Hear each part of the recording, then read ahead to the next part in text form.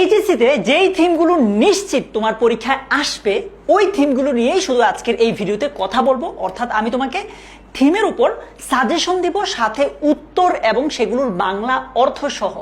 এই ভিডিওটা এইচএসসি 26 ব্যাচের জন্য যতটা ইম্পর্টেন্ট, ঠিক ততটাই এইচএসসি 27 ব্যাচের জন্য ইম্পর্টেন্ট। এগুলো তোমাদের বোর্ড পরীক্ষায় আসবেই।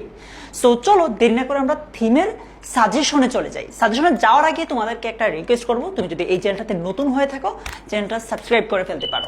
সো থিমের সাজেশনটা মূলত এগুলো থেকে নিশ্চিত ইনশাল্লাহ তোমার বোর্ড পরীক্ষাতে আসবেই, ইভেন টেস্ট পরীক্ষাতেও আসতে পারে। তুমি যদি টেস্টের আগে দেখে থাকো ভিডিওটা, তাহলে নিশ্চিত থাকো ইনশাল্লাহ এগুলো থেকেই টেস্ট পরীক্ষায় আসবে। আর যদি টেস্টের পরে দেখে থাকো, বোর্ড পরীক্ষায় তো আসবে। কারণ আমার মেইন টার্গেট হচ্ছে এগুলো থেকে বোর্ড পরীক্ষায় কমন ফালানো। এখন দেখো, unit 2 lesson 1 I died for beauty, এটা ইউনিট 2 এর লেসন 1-এ আছে। আর শি ওয়ার্কস ইন বিউটি, এই দুইটা ইউনিট 2 এর লেসন 1-এই আছে। সো এই দুইটা ইম্পর্টেন্ট, তবে তার মধ্যে এটা অনেক বেশি ইম্পর্টেন্ট, এটা থেকে নিশ্চিত বোর্ড পরীক্ষায় আসবেই।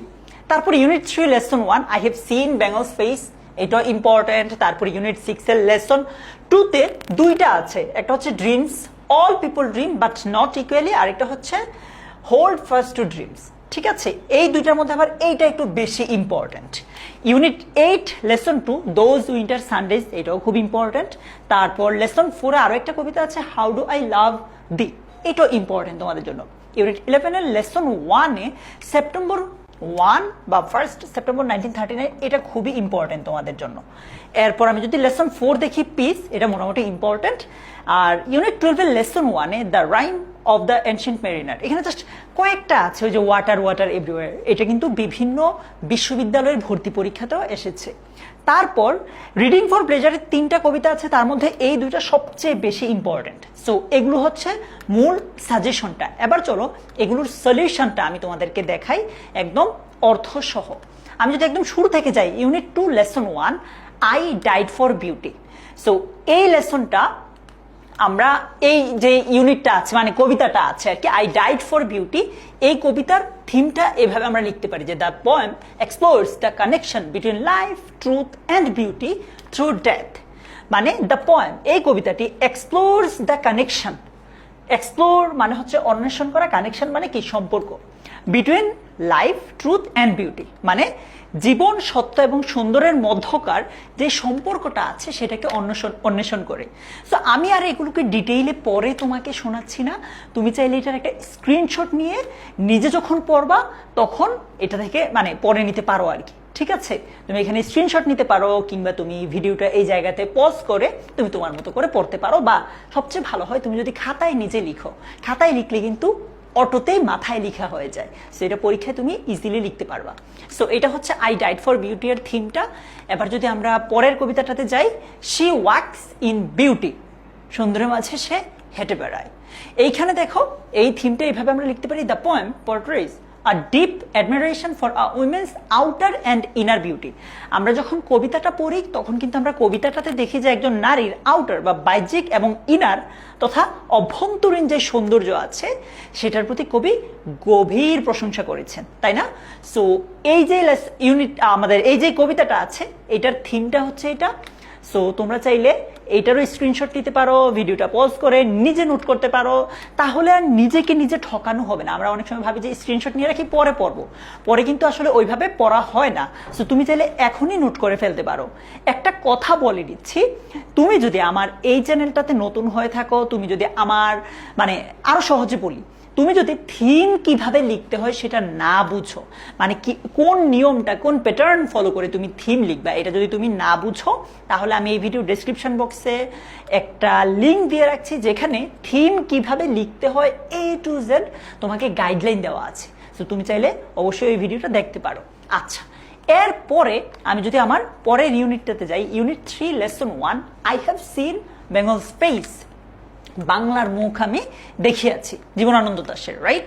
এটাকে আমরা এইভাবে লিখতে পারি যে the poem reflects a deep sense of awe and love for the natural beauty of Bengal. মানে বলছে এই কবিতাটি বাংলার যে প্রাকৃতিক সৌন্দর্য আছে ওই প্রাকৃতিক সৌন্দর্যের প্রতি একটা গভীর বিস্ময় এবং ভালোবাসাকে প্রতিফলিত করে। সো এভাবে করে তুমি লিখতে পারো। দেখো থিম কিন্তু মানে মোস্ট অফ দ্য টাইম যেটা দেখা যায় যে আমাদের মেন বই থেকে আসে, কবিতাগুলো থেকে আসে, যদিও স্টোরি থেকেও আসার সম্ভাবনা আছে। সো এগুলো তুমি স্ক্রিনশট নিতে পারো, ভিডিওটা পজ করে নোট করতে পারো, তাহলে আর নিজেকে ঠকানো হবে না। এরপর চলো আমরা পরের ইউনিটটাতে যাই, পরের কবিতাটাতে যাই। Unit 6 lesson 2 dreams. ড্রিমসের মধ্যে দুইটা কবিতা আছে, তার মধ্যে একটা হচ্ছে all people dream but not equally.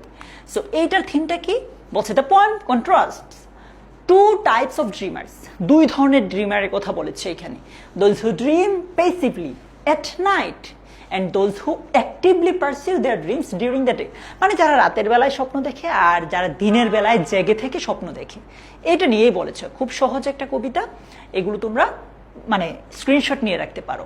আর তোমরা যদি চাও আলাদা করে যে ভাই কবিতাগুলো আমাদেরকে ভালো করে বুঝান, ওইটার উপর আলাদা ক্লাস চাই, সেটা আমাকে কমেন্টে জানাতে পারো। তোমরা নিশ্চয়ই জানো যে কবিতা থেকে সরাসরি বিশ্ববিদ্যালয়গুলোতে প্রশ্ন হয়। অনেক বেশি ইম্পর্টেন্ট টেক্সট বুকের মধ্যে কবিতাগুলো, কবিতায় যে শব্দগুলো আছে এগুলো আরো বেশি ইম্পর্টেন্ট। এগুলো থেকে পরীক্ষায় কিন্তু সরাসরি প্রশ্ন আসে যে এটার সিনোনিম কি, অ্যান্টোনিম কি, কোন ধরনের পার্টস অফ স্পিচ, এই টাইপের। আবার কবিতা থেকে ফিগার অফ স্পিচ বা লিটারেরি টার্মস এই টাইপের যে প্রশ্নগুলো আছে সেগুলো হয়। তুমি চাইলে আমি সেগুলোর উপরও ভিডিও দিতে পারি। এবার চলো unit 6 lesson 2 dreams. Hold fast to dreams. এই যে কবিতাটা আছে, আমরা এইটার থিমটা যদি দেখি, বলছে the poem emphasizes the importance of holding on to dreams as they are vital for a fulfilling life. কি বলছে? এই কবিতাটা স্বপ্নকে আঁকড়ে ধরার গুরুত্বের উপর জোর দেয়, কারণ একটা পরিপূর্ণ জীবনের জন্য স্বপ্ন খুবই ভাইটাল বা অপরিহার্য। সো এই হচ্ছে তোমার কবিতার থিমটা। আমি বারবারিতে একটু স্ক্রিন থেকে সরে আসছি যাতে তুমি ইজিলি বুঝতে পারো কেমন। আচ্ছা, এরপর যদি আমি যাই unit 8 lesson 2 those winter Sundays. এইটাতে দেখো বলছে the poem reflects on the speaker's relationship with their father and the unacknowledged sacrifices he made. মানে এই কবিতাটি বক্তার তার বাবার সাথে যে সম্পর্ক আছে এবং বাবার পর্দার অন্তরালে মানে আড়ালে করা যে আত্মত্যাগ আছে, বাবা আমাদের জন্য যেই পরিশ্রম করেন, হাড়ভাঙা পরিশ্রম করেন, সেগুলোর উপর আলোকপাত করা হয়েছে এই কবিতাটাতে। সো অ্যাগেন তুমি এটা চাইলে একটা স্ক্রিনশট নিয়ে পরে নোট করে ফেলতে পারো। ওকে, এরপর আমি যদি ইউনিট 8 লেসন 4-এ আসি, how do I love thee. এটা মেনলি এই বইটাতে একটু নতুন এড হয়েছে, আগের বইগুলোতে আমরা এই কবিতাটা তেমন দেখি নাই। সো দেখো the poem expresses a deep unwavering love that transcends time and circumstance। বলছে এই কবিতাটা এমন এক গভীর এবং অবিচল ভালোবাসা প্রকাশ করে যা সময় এবং পরিস্থিতির ঊর্ধ্বে। সো এইটাও বেশ ইম্পর্টেন্ট, নতুন বাট ইম্পর্টেন্ট। এটাও তুমি অবশ্যই পড়ে নিতে পারো, খুব বেশি কিন্তু না, 10 থেকে 12টা পড়লে এগুলো থেকে ইনশাল্লাহ কমন পড়বে। এরপর দেখো ইউনিট 11 লেসন 1 সেপ্টেম্বর 1 বা 1 September 1939। The poem reflects a sense of uncertainty and fear in the face of societal decay। বলছে এই কবিতাটি ডিকে মানে হচ্ছে অবক্ষয় বা ক্ষয়, সামাজিক যে অবক্ষয় আছে সেটার মুখে এক ধরনের অনিশ্চয়তা এবং ভীতিকে প্রতিফলিত করে। তোমরা একটা জিনিস মাথায় রাখবা যে তোমাদের অনেক প্রশ্ন থাকতে পারে যে ভাই আমরা থিম কতটুকু লিখতে হবে, কি করতে হবে না করতে হবে। তুমি এটা খাতায় লিখতে পারো, লিখে দেখতে পারো, অথবা থিম রিলেটেড আরো ডিটেইলে জানার জন্য তুমি আমার ওই ভিডিওটা দেখতে পারো, ওইখানে আমি একদম বিস্তারিত আলোচনা করেছি। আর এখানে কিন্তু উত্তর অর্থ সহ আছে। সো তুমি কোনো জিনিস না বুঝলে অর্থটা এখান থেকে দেখে নিতে পারো। আচ্ছা, এর পরেরটাতে যদি আমি যাই ইউনিট 11 লেসন 4 পিস বা শান্তি। বলছে the poem explores the search for piece with the speaker seeking it in various places such as a cave, a rainbow and a flower only to find disappointment। বলছে এই কবিতাটি piece বা শান্তির অন্বেষণকে চিত্রায়িত করে মানে অঙ্কন করে, যেখানে বক্তা বিভিন্ন স্থানে যেমন গুহা, রংধনু এবং ফুলের মাঝে শান্তি খুঁজে বেড়ান, কিন্তু প্রতিবারই তিনি হতাশ হন। সো এটাকেও তোমরা চাইলে একটা স্ক্রিনশট নিতে পারো। আচ্ছা, এবার আমি পরেরটাতে যাই unit 12 lesson 1 the rime of the ancient mariner. এটা হচ্ছে জাস্ট 4টা লাইন বোধহয় দেওয়া আছে, 4টা লাইন, 4 লাইনস। সো ওইটাতে কি বলা আছে যে ওই যে ওয়াটার ওয়াটার এভরিওয়্যার, ওইটা the lines convey a sense of despair and helplessness in the midst of abundance. বলছে এই যে লাইনগুলো আছে এগুলো প্রাচুর্যের মাঝেও মানে আমার অনেক কিছু আছে, ধরো এরকম প্রাচুর্যের মাঝেও একটা গভীর হতাশা এবং অসহায়ত্বের অনুভূতি প্রকাশ করে। ঠিক আছে, সো এটা ইম্পর্টেন্ট। এরপর যদি আমরা রিডিং ফর প্লেজার অংশে যাই, মানে ইউনিটগুলোর পরে কিন্তু রিডিং ফর প্লেজার নামে একটা অংশ আছে, সেটা ডেথ বেড নামে যেই কবিতাটা আছে সেখানে কি বলেছে, the poem reflects on the speaker's transcendence beyond death, emphasizing that the body is only a temporary dwelling for the spirit।